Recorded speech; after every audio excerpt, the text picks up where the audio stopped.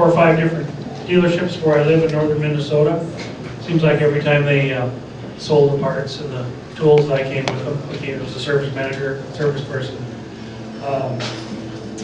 Bothered the Honda rep enough that they finally hired me to be a rep. I covered North and South Dakota, Wyoming, Montana, most of the rest of the United States, basically. Pretty big territory. Didn't see a lot of big dealers, but I saw a lot of small ones. Eventually rose to senior.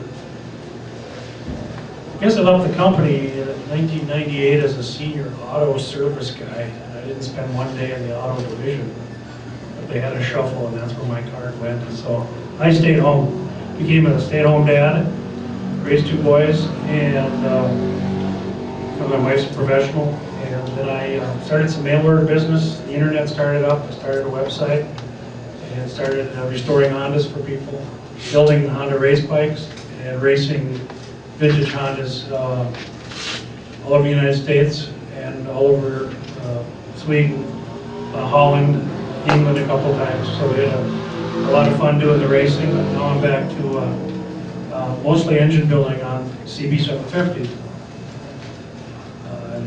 I was fortunate enough to meet Bob Jameson, which will be up here speaking shortly. He's a longtime Honda employee also. I met him at school because he was teaching CB750 school. And there'll even be a slide of that later, that this great looking class of people with Bob with a lot longer hair. And along with Bob, I got to meet a man named Bob Hansen in the front row. He'll talk too. He was in the infancy of American Honda and had personal relations with Mr. Honda of Japan. And he has an interesting story. I'm not going to tell you much more than that because it's his story, and he was there, and it's better that he tell it. We've changed around today, so we're going to. How many have heard of the Honda Hawk Streamliner project?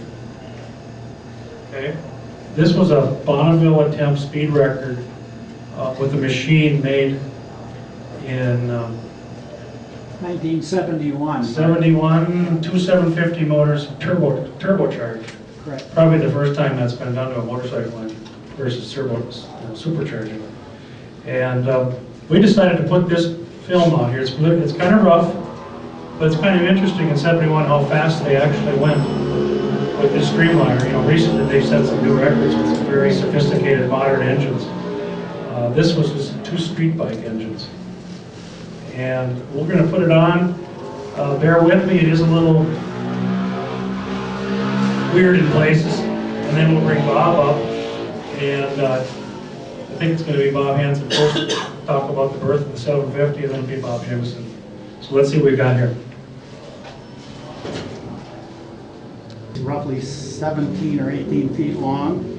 It was a experienced tester in the auto industry, also was an enthusiastic motorcycle racer, doing things like we're out here watching today. He was not a professional racer, but a really, really interesting and tough bird, I want to tell you. So right now they're pondering. That's my kid on the ATC, Bob Jr. Yeah. Well, and trust me, the ATC didn't have enough to get it going. And I would last for about 40 feet in the pushing group, and that was enough gas for me. This is Bob Young again pondering. Now we're going to get serious. We're going to tow this sucker. We're going to hook her to a van and drag it down the salt. And I don't think there's a picture here. This is without they didn't want to mess up the vertical fin in case something happened, but there are parachutes in the back side. And the van would tow this thing up to 70, 80, 90 miles an hour. It was a muscle van, and cast it off, and now you can watch it. See the little skid on the right side of the bike? It's on the left in the film, but it has one on each side. And when John felt it was stable, he would pop those babies up and away you go. And I think it'll start to yaw, and then it would fall down, and it would spin around, and it would skid, and then it would fall down, and then it would skid. Yes, That'll get your attention. More pondering. There's something wrong. And John is proclaiming, I don't know, it's pulling like a bear, it's pulling like a freight train, and I wasn't even trying, I wasn't even in fifth gear. The engines had both transmissions and were synchronized electronically to shift both engines into the same gear at the same time. And if there was a boo-boo there and one engine says, well, I'm in third, and the other engine says, I'm going to shift into fourth, it never happened. The system worked wonderfully. They had a strip chart recorder. It's honking along pretty good now.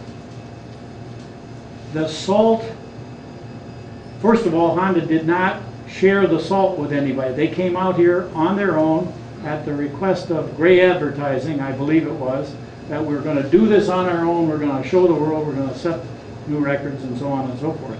Well, the weather got worse and worse. The salt got bumpy. I drove a full-size Chevy Renta station wagon down the salt, and I couldn't see from my elbows to my hands. It was shaking so bad. I'm serious. This thing had 0 rear wheel suspension, and I think 2 inches or something in the front, and the tires were hard as bricks. At any rate, they kept trying, and when you establish a record at Bonneville, you cast off and run down, and the track at that time was theoretically 10 miles long, but it really wasn't, because the weather had encroached and was coming in, and eventually it turns into a great big lake. And the conditions every day got a little worse. That guy is the one really famous motorcycle fan, if you're ancient like Bob Hansen and I. That's Joe Petrali, Smokey Joe, and he set a record going 136. He was one of the chief timers. See all the tape on the side? It became kind of a racer tape, duct tape special. John is sitting in this, and when he looked forward, that big glass piece on the nose, forget it. You saw nothing, nothing. There were 2 tiny little quarters on each side of the front wheel cover, and he would kind of look down and see if he could see that black line running down the middle of the salt, and he felt pretty comfortable as long as he could see the line, I'm heading in the right direction and so on. And it's spacious out there, but the track is only decent for not a real wide section. When you came down at the end, if you succeeded in making a run, we had a piece of plywood with a hole drilled in it and the ATC attached to it, and you had to be well off the track. You could not be down from the track area and up close to it in case something bad happens. They roll the front wheel of the streamliner onto the plywood, and the ATC would go and just drag it right around, turn it around 180 degrees. Then you had to repack the chain with the grease, and there's ice and snow on the thing is covered up. And Roger Riemann was coming back from San Jose, one of the mile races out there, and he saw all this activity at Wendover, and Roger Riemann had established a world record with a 250cc Harley Sprint, and saw all this activity at the Texaco station in Wendover, pulled in and watched all of this frantic going on, because they dragged it back to that station with the idea of, we're going to keep working on this thing.